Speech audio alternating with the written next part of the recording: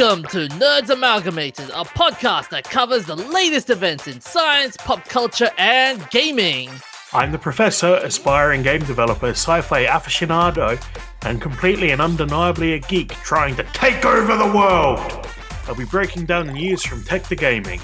I am the DJ, a humble nerd, a big weeb, and a watcher from the halls of the multiverse. Just kidding. Anyways, I'll be breaking down all things comics to movies to anime.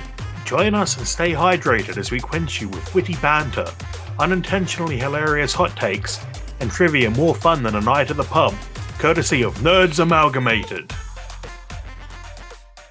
Welcome back to Nerds Amalgamated. We're joined again by our guest BPM this week, and we have another excellent show covering the topics video game smurfing, the end of the golden age of anime, the social media ban for under 16s, and the long-awaited sequel to Poo Pills. That's a bit of a deep cut. And no introduction from me, huh? No, you don't get one. You get what you get and you don't get upset. Way of the world. Uh-huh. Alright, so on with our first topic. Have either of you guys ever smurfed? Does that mean cosplay as a Smurf or something else entirely? It's when a high-level player uses a lower-level account so they can stomp noobs. That must be absolutely fun for the high-level person and terrifying for the low-level person. Is it? There's no challenge. It's just being an asshole for the sake of being an asshole. I guess. I do the opposite. Which is? If someone needs help, I make a lower character and help them up. That's the same sort of thing. You're hiding your skill by playing as a lower level character. So then you get into whether is smurfing okay in PvE games. Like in PvP, smurfing is pretty indefensible because you're playing against actual people. But in PvE, I can see it being defensible because you're not playing against people. And then's like, I'm an advent player of Guild Wars. Yeah. And the way they do then you can go to a high level character and then you go and help one of like your friend or something who's on a low level and the game auto drops you down to that level. So the XP doesn't get like unbalanced or something like that. That's an interesting way to handle it. Well, according to this study, even though smurfing is seen as overwhelmingly bad, 69% of players smurf at least sometimes. Oh, okay. So it looks like it's here to stay. Yeah, and depends how it's done, I guess, that makes it either good or bad. And it's also depending on who's doing the smurfing. Like, if it's just out of spite, like, then that's a very, very bad thing. But then if there's, like, a logical explanation, like if you had a shit match and you decide, okay, you know what? I'm gonna do this. Is that really logical? That sounds very emotional to me, DJ. Yeah, like, if you decide to, like, the whole thing is about taking out smaller players, right? Yeah. Is what the topic's about. I would never do that. That's just bad. That's just toxic players, in my opinion. But then everything is toxic these days. Oh yeah. Because you want people to play games. You don't want them to screw up that experience, of the playing of games. I think it's also bad because it scares away the low-level players. Yeah. Hence why Rust is sucking. Oh. Rust is going to any server, especially if it's like a strong, high popularity PvP server, which is most of them. As soon as you spawn, you get killed by other players because they can do it. Because they're higher level, they've got everything needed to be done in that type of survival game. And they let's just pick on little kids with rocks. It's fun. Like, no, it's not. It's annoying. Hence why I quit and deleted the game. Okay, that being I was said... a victim of smurfing. That being said, though, is it as bad? Is the whole level of smurfing? Is it as toxic as remember the good old days of Xbox lobby and Call of Duty? Is it as bad? Is it as bad as that or worse? I'd say they're both pretty bad because you're Yeah. scaring away players, and if you scare away players and break the pipeline to get new people into the game, Hmm. eventually you're gonna fall below the critical player count and it'll be a dead game. Yep. Servers will shut down. People will Yeah. leave. But that's a weird thing though. Like, okay, like let's say for example, Call of Duty, it is well known for being such a toxic hellhole. Yet people still play it. People still buy the game, and there's like it's still growing. Well, I think the reason for that is maybe people are like this game has been like held this all this bad reputation, makes it sort of taboo, so to speak, and then therefore desirable. And you see a lot of compilation videos as well of Call of Duty crazy moments. Or, But then again, in games like that, and you down like a big time player or something, and you're like a noob, that is rewarding itself. Like, but then you probably get targeted by that player. mm, But it's still pretty cool, and you take down a more experienced player. So then Smurfing can, uh, again, devil's advocate, can be both good and bad depending on the situation. yeah. But that being said, like, how prevalent is smurfing?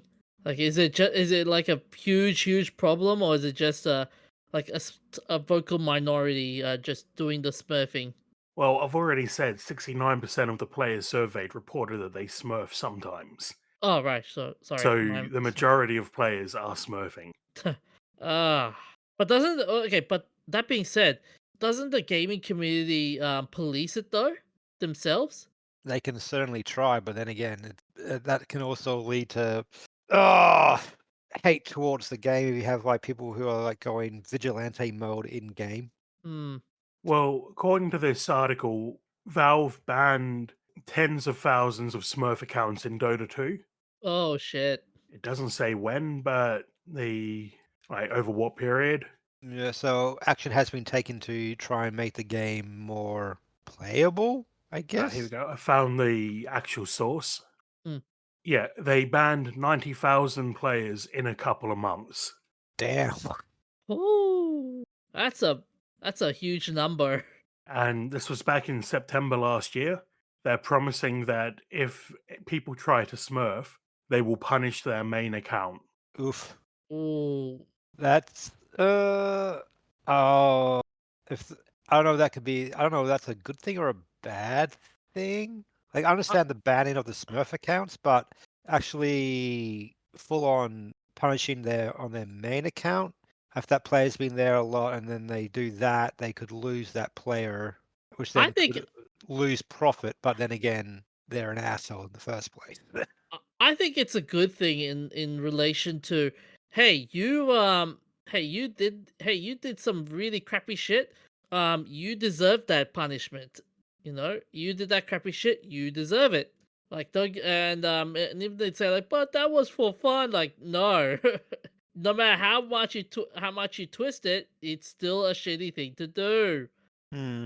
Although that being said though, like even if you take down their main account, what's gonna stop them from making a new account and then doing it again? Like they'll still make another one. Like it's easy to make another Steam account, if I recall. Yeah, and Dota is a free to play game, Yeah. but they lose their progress, their unlocks, any paid cosmetics. So it depends on the type of player. It Yeah. really is a minor inconvenience, Hmm. but they could take it a lot harder than that. Hmm. But it will also depend on are they gonna use this? Have they tried looking into other games as well? Like besides Dota, like have they checked it on Valorant or um League of Legends? The survey doesn't go into that. Hmm. Dota is just the example of a game that has banned Smurfs. Hmm. And I think I've said Smurf so many times, the word doesn't feel like a word anymore. It's a way of life. I like in one of the in the article they said based on what most online research predicts, the response the researchers expected is what's called a motivated blame perspective, and it's considered what is blameworthy to be black and white. I mean, But that's hard, making it into a black and white issue. So you've misinterpreted that. That's Okay. the expected result. They thought they would get motivated blame, which is black and white. Okay. What they got was socially regulated blame, which Okay. allows for a level of nuance. Okay, yeah. They said he, and it continues by saying the perspective says if something is wrong, it doesn't matter your reason for doing it, it is always wrong. Yeah, that's the motivated blame perspective. Yeah. Well, that could be similar to in certain MMOs Hmm. that have the inbuilt guild thing. They have guilds that are regulated, are made only for the pure of player killing. Hmm. That whole thing reminds me of the Occam's razor in general. Was it the simplest explanation is the best explanation Yeah. I'm just not sure how you got Occam's razor out of that. in terms of the blameworthy part? Like if something is wrong, it doesn't matter your reasoning for doing it, it's always wrong. I see. Yeah. But with this news, you reckon this will shine a light on the gaming front, like with online gamers and maybe esports as well? Don't No, think I don't we. think there'll be a change. No. It'll best that it'll educate new players that this happens, so just be aware. Hmm. And educate people who do it that it's not the right thing to do, but then again, they're not going to stop if they're already doing it. Oh yeah. Like was it Angry Joe once says players are assholes. So you would expect them to listen and do the right thing, but they won't do it. Mm, human nature. Yeah. We are stuck in our own things, and only us up to us to change that pattern or whatever. Yeah, but okay, say if you were say if you were a games company that made a huge game, how would you police it though? Like how would you make people learn the lesson like okay, what you did was wrong. Yeah, have you learned your lesson? Like You can't. Like as a, a, a company wouldn't care as long as they make profit. hmm, They're like, yeah, do whatever. It's more about the community base, and the majority of people see it as a problem. They will uh they'll either try and email the game company, but then again, the game company won't care, or they'll try and police it themselves, which then could lead into more issues. As I said, like vigilantism in a game can lead to losing the popularity of that said game. But at the yeah, same but time, it could also be beneficial to the game because you get rid of all the bad players. hmm. Although it reminds me when you said about vigilantism, I just thought of that. Thought of an incident that happened a few years back. I don't know whether you're familiar with this, both of you. Do you guys remember bully hunters? You mean the scam? Yeah, and how they wanted to like, oh, we wanted to track shut down bullying around in the gaming industry, and it turned out to be an absolute shit show. Yeah, like I heard about it. Like it it was not like a smart thing to do. It's Yeah. like because it was mainly against for yeah, it was a feminist group that did it. No offense to anyone out there, but radical feminism.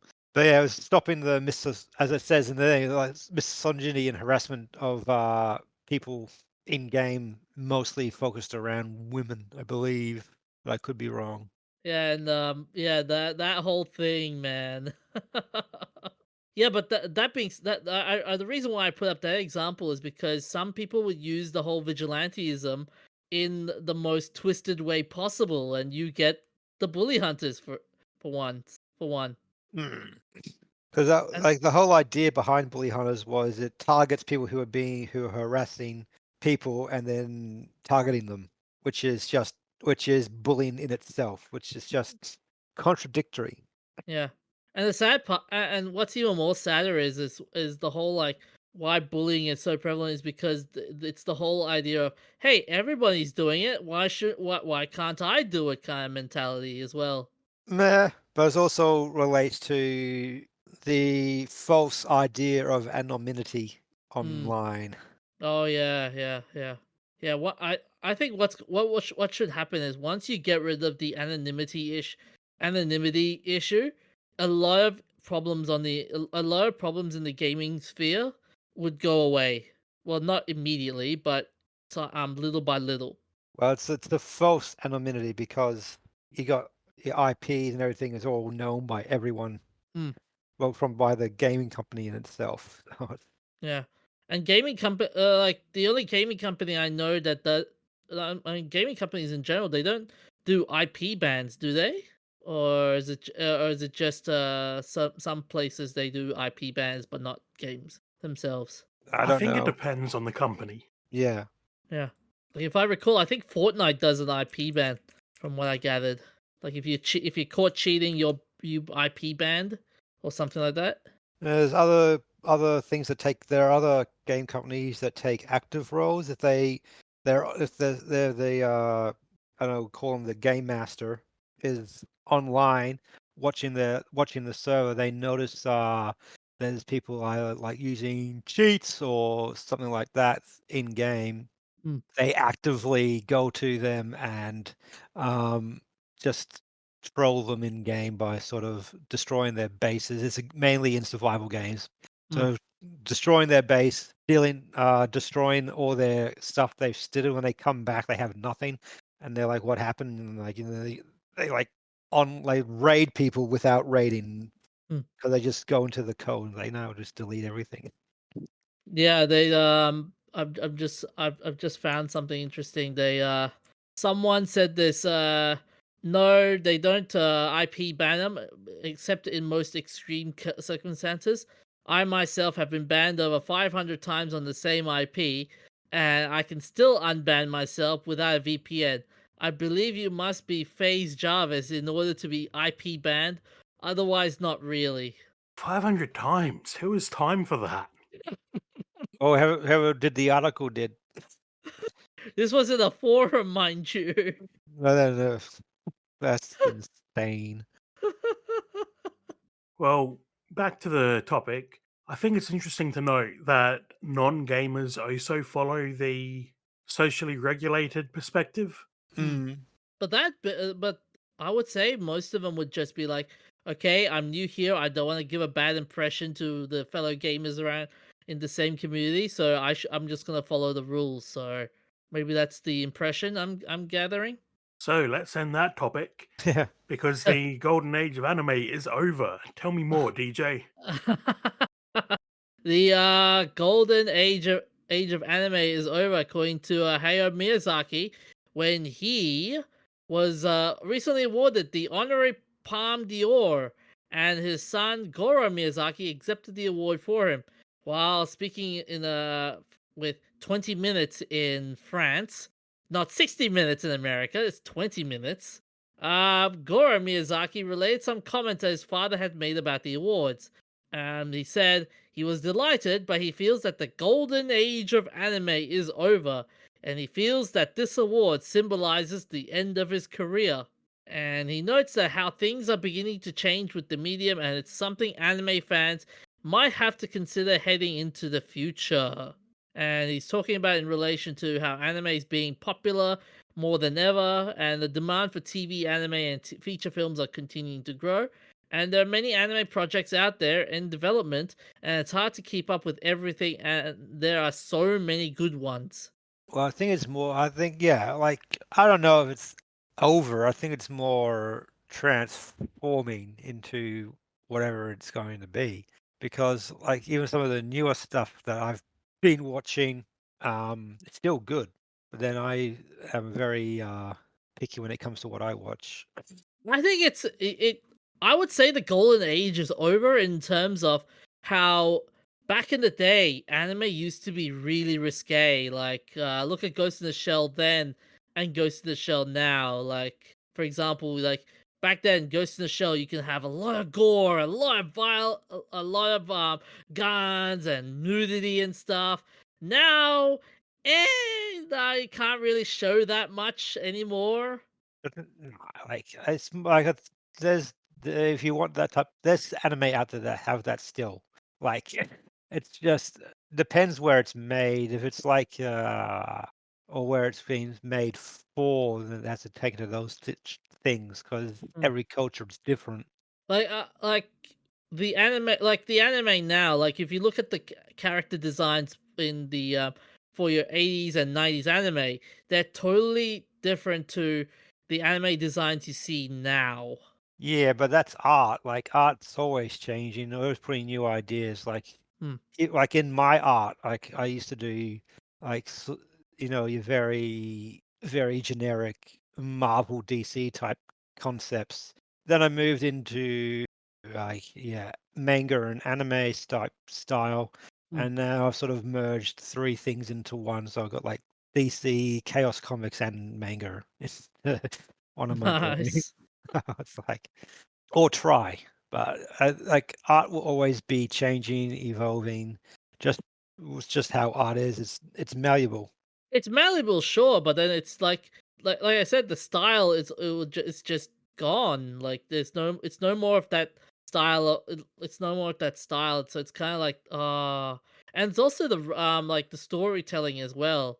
I reckon it's like how anime back then it was just complex characters and complex storytelling. Like there'll be more to a character. Now it's just they're all just cardboard copies of each other.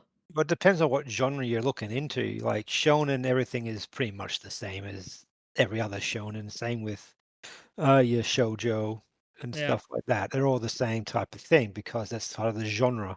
Hmm. Then you go move into like your seinen, which is like your adult type anime, and it's got still has that complexity of the characters or tragic backstories, yada yada yada. Yeah. So it's like I see manga and anime as just it's an art form, so it's just always got to be changing. And people may hate it, people may like it. You just deal with it. Mm, mm. If you don't like it, don't watch it. Simple as that. Fair enough. So in regards to what Miyazaki said in terms of Golden Age, he says it as in, this could be reflective of the Golden Age that will essentially act as anime bubble that could burst at some point in the future. So, what's interesting was when previously talking about the future of animation, Studio Ghibli's co-founder Toshio Suzuki said, "I think ultimately, whether you make it by hand or by computer, you need to have artistic aptitude, or you can't make anything good, and that's how I see things. See, there are some things that only CG can do, and there are some things that's true of hand drawn. To simply put, take this film as an example. The way we had a human appear from inside of a bird, you can do that by hand. CG couldn't handle it. So I think they'll each develop in their own each way. I think that's also an interesting point he puts out with the introduction of CG, which is like now there's CG animation in the anime world. Like one famous example, Berserk. Remember when Berserk came out in the CG format, Yeah. and how people hated that stuff. It wasn't the greatest CGI, to be honest, but again, it's another type of art form, so it develops and modernizes as it goes. Hmm. Like look at stuff from like back in the day, look at the Advent Children Final Fantasy movie. That stuff Oh, was freaking insane. oh yeah, yeah. Did you watch have you seen the complete edition? No, I don't think I have, but Oh, but back onto topic. yeah, I'm just saying, like CGI is going to be it's inevitable. It's yeah. got to be used because it's cheaper and people like saving money. That being said, though, like even if I grant you the fact that CGI would be being introduced into anime, it's a thing. It depends on how they execute. Like for example, Berserk that was horribly executed. Mm. There are some which you're like, okay, it might work. I'm thinking of a like I'm trying to think of a couple of CG animation that was good back in the day. Oh, Promare, for example. That was a good CG anime. That went well. But then, yeah, well, it comes down to the skill of the artist, the skill of the artist, Hmm. and how and how the company manages that. Like, if they want to like pretty much if you want to blast out something very quickly, it's got to be, especially when it comes to animation, it's got to be shitty. Yeah. And But when also you put depend. Oh, but when you sorry. put time and effort into episode by episode, like so we spoke this about in the previous one, this but it's pretty much more time you spend in it, the better it'll turn out to be. Hmm. Yeah, it's Whereas if you just throw money and say do this now, I want it out by next week or something, it's got to be crappy. yeah. And it also depends on which like where the studio is being made. Like if it's a Japanese studio, you know the level of artwork and the stuff will be incredible. If you like compare it to like Chinese anime, it's slowly growing, but I think it's gonna catch up to Japanese anime one day. Oh, I think more so would be your manhwa, your Korean style stuff. That stuff Yeah. that's come out huge. Like Solo Leveling is a Korean manhwa, and it is fantastic. Oh yeah, yeah, yeah, yeah. I need to watch that show as well. Get on it, bro. That being said, okay, even though we were talking about CG animation and how its art form is evolving, how long you reckon before AI comes into the play? It's And already in play, probably. it's Yeah. already, I agree with you there, but the problem, like perfected AI, how long you reckon? Like it depends on what you mean by perfected AI. That could be that's a whole spectrum of going Okay. on there. Like, let's say if they get if they get all the prompts and all they perfected the prompts, they perfected all the artworks and stuff for the AI to replicate everything essentially. Would you watch it? Well, when it comes to AI art, I don't. I'm not a like. It's not because it's stealing other people's. It's mixing and matching other people's works that have put it on thing, Yeah. which isn't. We spoke about this as well in a previous episode. But it's. I don't know. Like AI, it's a new entity that's going to either be very good or very bad. Mm. I'm leaning more towards very bad because computers can't take in, they don't, they can't program emotion. Oh yeah, yeah, yeah. Although that being said, with the golden in terms of while we're looking at it from the art form perspective, I think we're also missing out in the business perspective of the anime, like how anime is being distributed. I reckon it's the golden age is gone in terms of like how we used to pirate the stuff. Now we can just easily use a Crunchyroll account or a Funimation account. Yeah, well, pirating is technically illegal in the first place, so But that used to be a thing. Remember back in the 90s, like you couldn't get any you couldn't get it on a VHS or a DVD, and you had to, and you were so desperate you want to get it through you had to download through a back site, for example. you're talking to a bachelor degree of justice person here. It's illegal. Ugh. Give it up, DJ. You're not going to get BPM to agree to commit a crime. No, dude, I'm gonna I try. I applied for the police. I could totally see it now. Whenever next time I download an anime of a torrent, I could totally see BPM's head floating in the background, going, "You wouldn't download an anime, would you?" And I'll be like, "Oh no, BPM, no!" But that be also the other interesting thing when it comes to when he's saying like this end of his career. I don't think you like by the golden age of anime being over, we'll see the stop of all anime movies. They're just. I think it's just like they're becoming like every year, every month, or every year, it's becoming more and more popular, Yeah, and it's going to be one of the main forms of entertainment, I think, in the future. Like, unfortunately, like your free TV and stuff is going out of style. Everything's going into subscription, yeah, and which is shitty, but it's just how it is.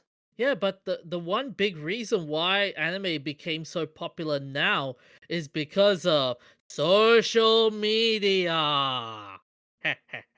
Yeah, and it was also because it was something like in the Western side, it was an entirely new creation. Hmm. So it got it built up popularity pretty quick, more than like a pop star would.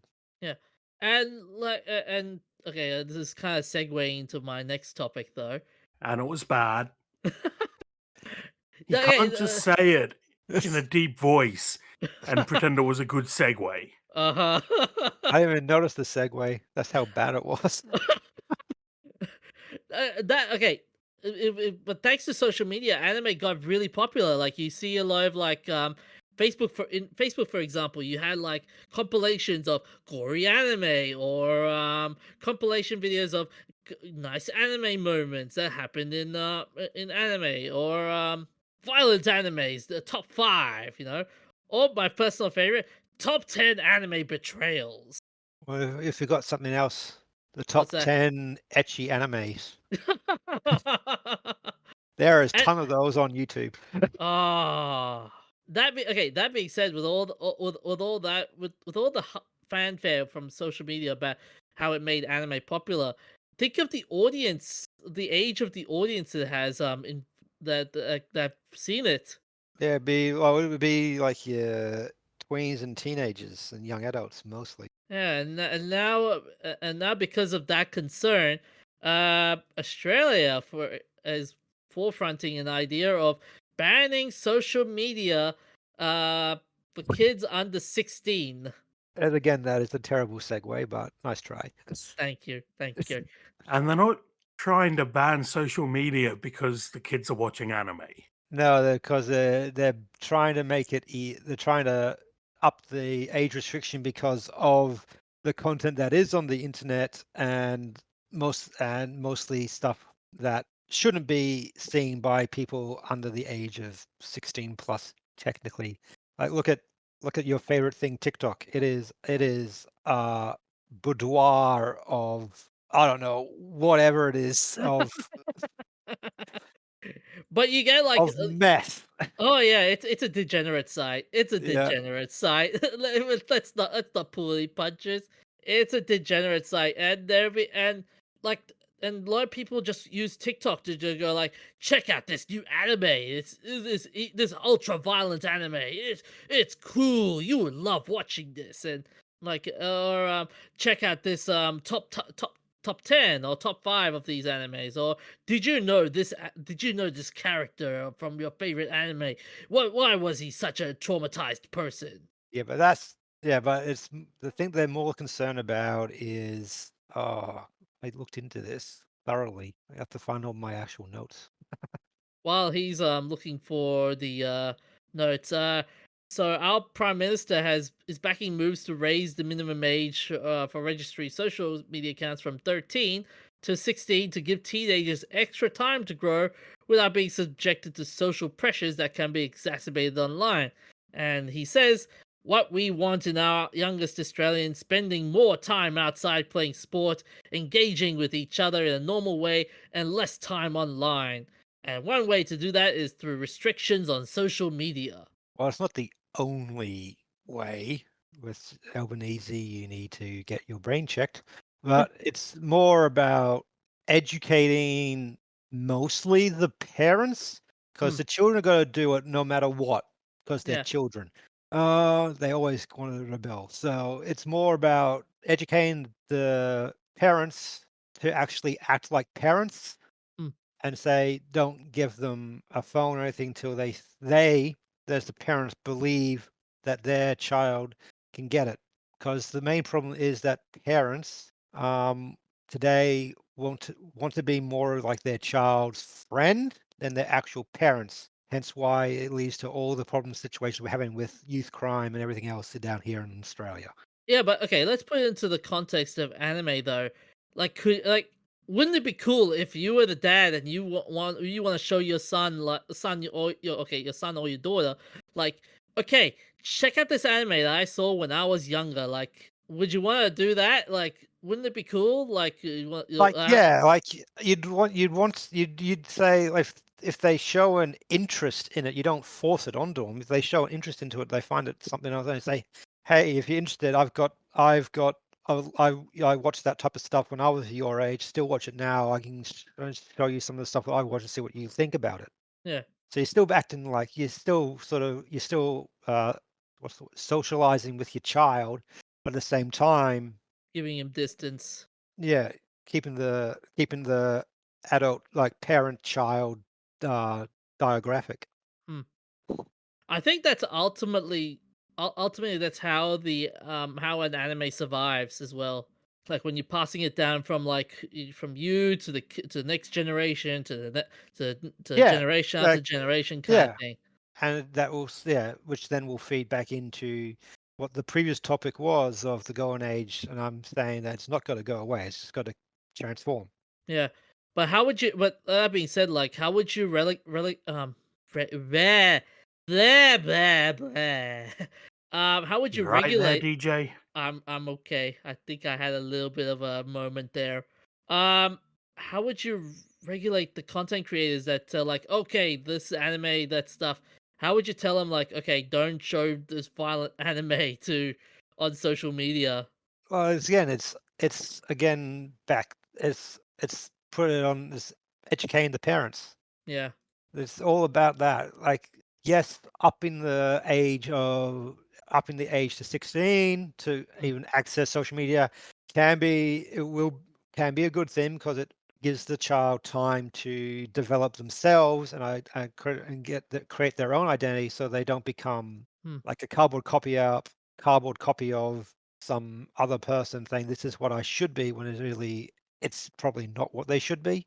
mm, But yeah, as I said, it's all about educating the parents and making the parents understand that on social media, you can educate the children as well. Like on social media, there are things that you shouldn't you shouldn't take to heart because it is the internet and it's full of fuckery weirdos. and shit. Yep. Yeah, and that's interesting because they said upon registration, social media sites generally require people to provide a birth date and will not allow people under the age of 13 to register. This is easily bypassed as companies such as Meta employ methodologies to weed out younger users, including analyzing behavioral patterns consisting of similar younger users, such as what pages they follow, what is on their pages around their birthday. Instagram also has age verification in Australia, under which a user can verify their age over 18 by uploading an ID using a video facial age estimator or having another over 18 account vouch for them. Yeah, but that can be easily bypassed with fake ID. Oh yeah, yeah. Like the whole idea, like if you like, are you 18 years older to access this site? Oh yeah. I gotta That's how. click yes. Like it's it's not going to stop anyone. Yeah, yeah. It's like it's a stupid idea. Like I think that's what's got. I think it's a similar thing where, like, remember when you were younger, like, you go to the video store to buy that violent anime, like, oh, that looks cool and stuff. And you're like, okay, you need the ID, and you get a fake ID. yeah, but then also like the person behind the register could see if like even if you have a fake ID and you don't look anything like that on the fake ID, Yeah, they yeah. It's should like, like say, "Nah, mate, nice try, get out." Yeah, but as again, as the main thing is just educating people about it yeah, mostly and making and educating again parents to sort of police subtly be the parent that you're supposed to be. yeah, You yeah, don't need to be their friend. They won't if they have a situation that they can't handle, they'll go to a parent, not their friend, yeah. or they And should. and that's the other crazy thing with social media as well. And this may sound like a bit of a take, is that like even with the parents, even with the parents, sometimes when they can't be their friends, the kids will turn to social media, and their content creators are their friend. Yeah, well, that's what content creators sort of do. That's part of their job, so to speak. Besides creating content, they're the people they're there to share their thoughts and ideas Mm, to their followers. yeah, yeah, And it's up to the content creators to notice like, okay, what people do I have that follow me? What content I need to create to that levels the playing field for them so that doesn't feel like they're watching yeah. some adult crap. And it's gonna be harder for them. Like if you're an content creator, for example, it's gonna be harder. Like, can you imagine like trying to tell them like this cool anime, but you can't because oh crap, the age has gone, the restrictions and whatnot. No, it doesn't the content creators are very flexible people. Like they'll change along with the algorithm, so to speak. Hmm. So it's like it's just again, it's just being wise of what content you're putting out and understanding that on the internet there's all types of age groups. You just have to make it like generic, I guess you could say. Yeah, So you makes sense. don't go talking about porn on YouTube. You got to get banned anyway. Yeah. That's true. True. I mean, we could go on and on about this for ages, but I think Professor is getting a little bit tired. I am not. He's just putting his thoughts together. That's what he's doing. Oh yeah. So what's your thought of this anyway, Professor? Impossible to enforce. This is Yeah, true. yeah, that's true. Yeah, that's true. It's. I mean, it's gonna be really hard. Can you imagine going to your nearest supermarket and go, "Hey, can I get this? Can I get some social media credit to get through this?" Like the best thing they do, which is the extreme, is go to the federal courts and make it illegal Make social media illegal. for people under the age of 16. Oh yeah. But damn, that would, you'll be destroying an entire market in that process. You would, but at the same time, as I said, it's an extreme. Yeah, yeah, And that's true. there was discussion about that, that idea of the 16 plus restrictions, making it illegal on Triple M. I listened to Triple M, so there you go. Yeah. Well, even if they did make it federally illegal, it's still going to be almost impossible to enforce. Hmm. And do you really want these websites having a copy of your ID and tying that to your identity? Nah, nah. I mean, in this current age with cyber attacks and whatnot, I wouldn't even dare give an Yeah, like ID as I out. said, it's the extreme, and it has been discussed. Yeah, Doesn't mean it's a smart idea. Like overall, like when it comes to anything to do with the internet, it's impossible to police because the internet is so big and deep. It's and there's always got to be people got to find workarounds anyway.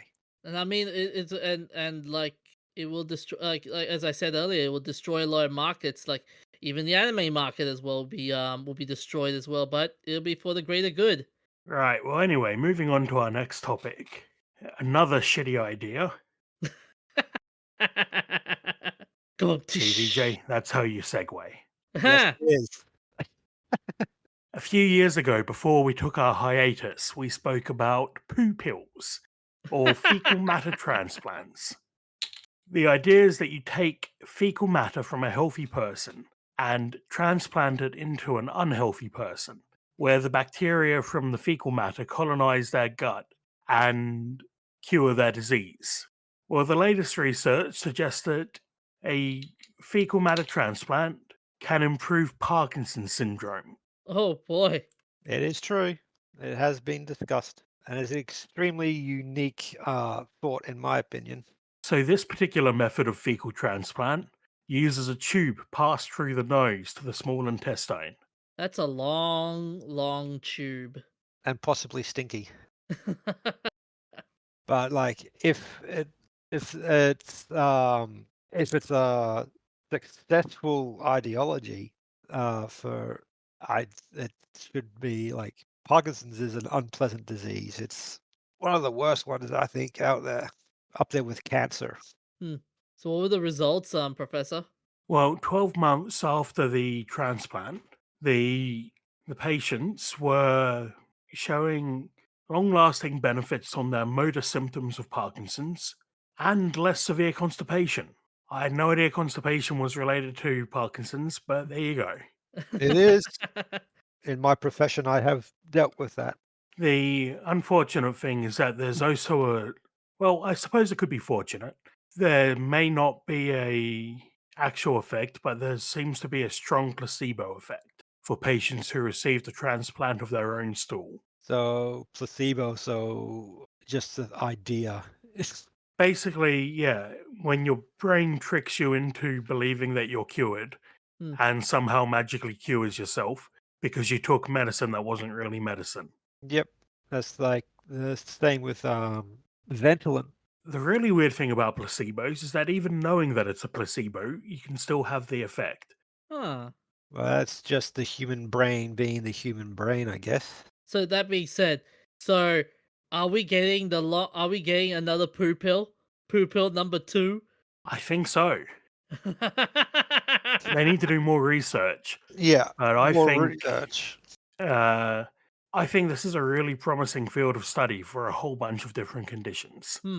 Yes, like if the other bacterial diseases, it could be mitigated with this type of pharmacological advancement. Dudes, can you imagine this in maybe like 10 or 20 years from now?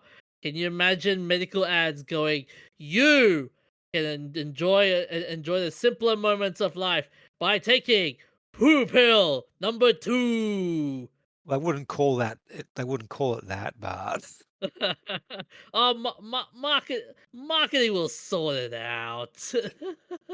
I'm hoping in 20 years we don't have ads for medicine like they do in America.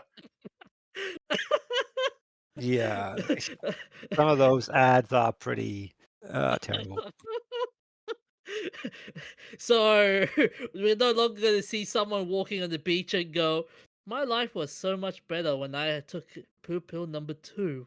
You should try this poo pill number 2 for great moments to celebrate great moments in your life." And I have like little fast speeches like actual side effects may vary. Yeah, like it's an interesting field of science, and I agree that it should definitely be further researched because it could lead to other problems that the host had that didn't relate to bacteria. The one thing that I'm going to be concerned with when it comes to like if you would be how would they deal with rejection and stuff. I mean, when you're taking a pill, for example, there would be a likelihood that the body might reject that pill and not give it an effect at all. Yeah, but then it's, that's just medicine and human body. Hmm. No, nothing will ever nothing will always be like a cure all. It's impossible. Yeah. Maybe And like since in this is a transplant of bacteria rather than a pharmaceutical drug, mm, I think a rejection would look like an infection. And in Hmm. that case, you'd probably just give them antibiotics to wipe it out and start from scratch. yeah. So it's like it's not a it's a good idea. It's a good thing, I think, and interesting field. You could look into the future and say what else can human poo do to help human beings besides being a good besides being doing good for plants. I I reckon Alzheimer's. I would like to see it.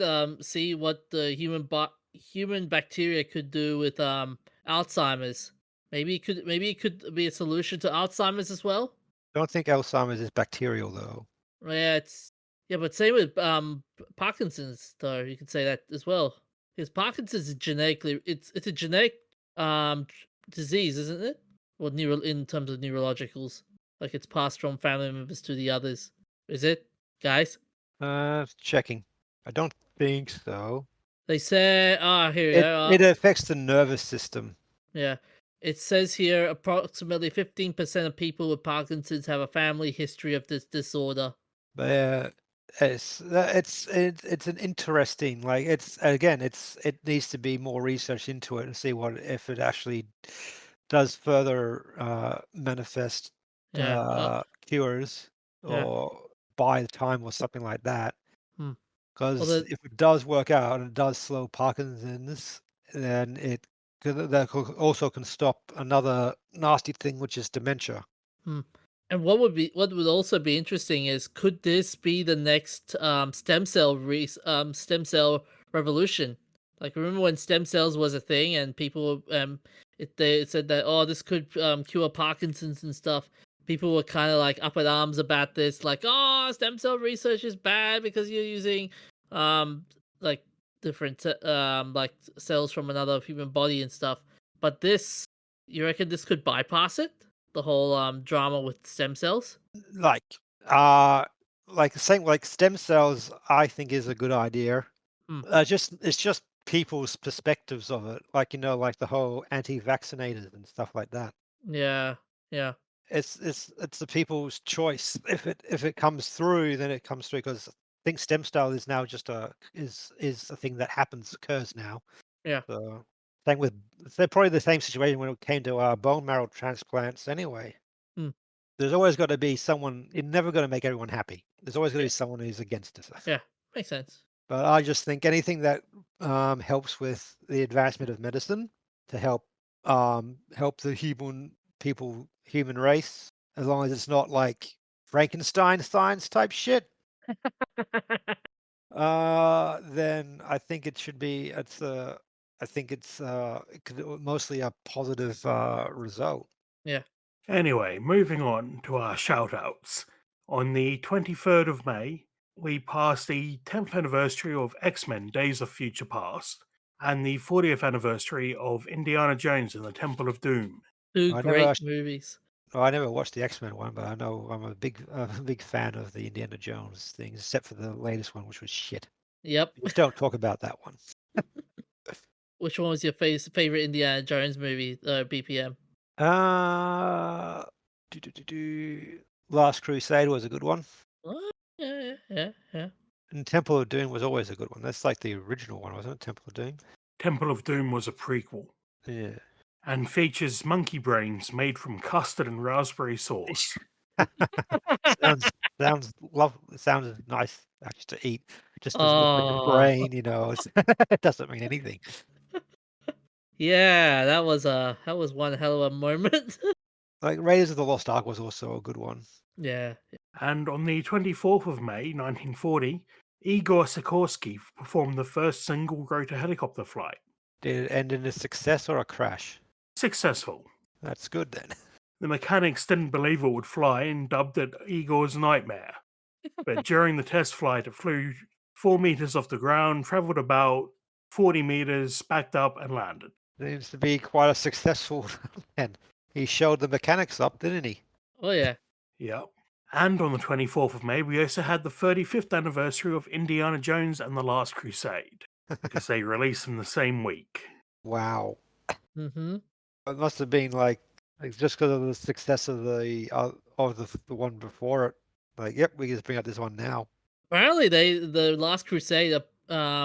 Spielberg got a lot of flack for it, and so he decided, okay, you know what? I'm gonna make this one a very lighthearted movie. I don't know if it was lighthearted, people disintegrating after drinking water. I mean, Well, there was the lighthearted moment of Sean Connery and be just doing funny things in that movie, like the using the umbrella for the pigeons, mm, which I thought that was yeah, funny. yeah, but he also used a pen that completely destroyed a tank, so Oh yeah. Well, my favourite Indiana Jones trivia is that his hat is the same model as the hat worn by Tom Baker as the Fourth Doctor. No way. Mm-hmm. Nice. The Akubra. Yeah, it's not actually an Akubra, But but yeah. similar style. Yeah. Okay, curious question for you both though. Would you ever use a whip as a weapon? In D&D, but not in real life. Yeah, I try to avoid situations where I have to use a weapon. Yeah, but it's a whip. A whip. It's like Indiana Jones's arsenal. Like in order to deal with bad guys, it's either the gun or the whip. I feel like I'd go for the gun because it requires less skill to operate. Yeah, you just pull the trigger. As long as you make sure So, the safety's off. Uh-huh. what is our messed up moment this week, DJ? So, in a messed up moment in Nerddom number 15, you guys ever read the Pokemon manga? I haven't, but I know that there's some interesting things in there, like the explanation for why Pokeballs aren't reusable because the Pokemon breaks them when it escapes. Okay, that's interesting. They don't explain that in the show, but they explain it in the manga. Okay. So, I only watched. I've never actually read the mangas, and I was more of a Digimon person and a Yu-Gi-Oh person. Yes, Digimon. Yes, I love that show. God bless you, Digimon. But anyway, so have you ever seen zombies in Pokemon manga? No, I haven't. Okay, so let me set you the tone. So right in the first volume of the series, there were Red goes through all the towns of Kanto, gathering gym badges one by one. Um, as anyone who played a Pokemon game before would expect. Then he would end up in the renowned Lavender Town. Mr. Fuji tells him about ghosts in the tower and how Blue went into the tower earlier to investigate. So Red goes to check it out as as more of a challenge than anything else. But walking not even 10 feet in the door, Red runs into the ghost of deceased Pokemon.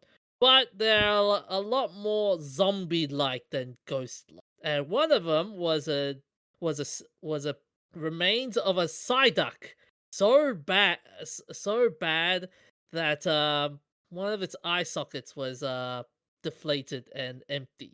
Wow. Well, it's manga. They can get away with so much crap in a manga. But and it gets even worse. And Red notices this Psyduck and basically finds out that decaying corpses are piloted by ghost Pokemon. Wow.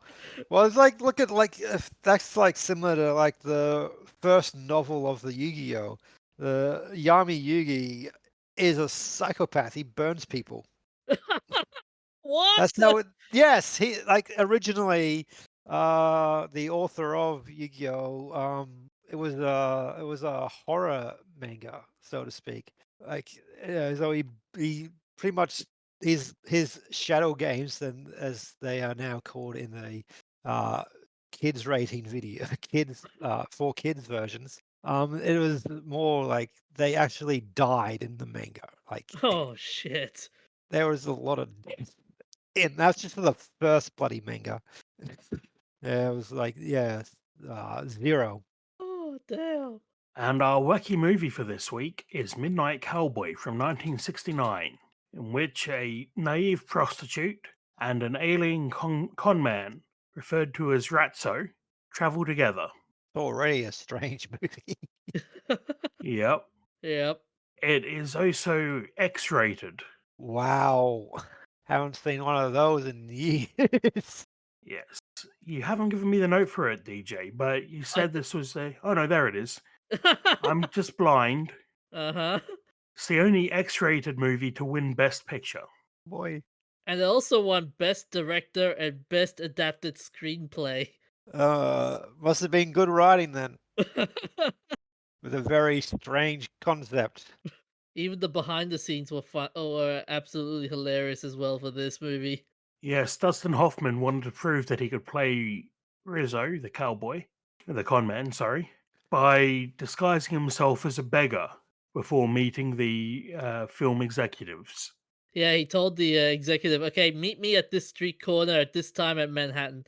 And the executive arrived, and he barely noticed Dustin Hoffman as a beggar. My God. The beggar finally walks up to him and just revealed his identity. I'm like, "Damn, you fooled me." Anyway, that's all we have time for this week. DJ, where can they find us? Oh, they can find us on Facebook, Instagram, YouTube, Twitter, Spotify, and any other audio platform. Well, look after yourselves, stay hydrated, and we'll see you next week. Stay happy, stay nerdy. See you guys. Peace out, all. Yeah,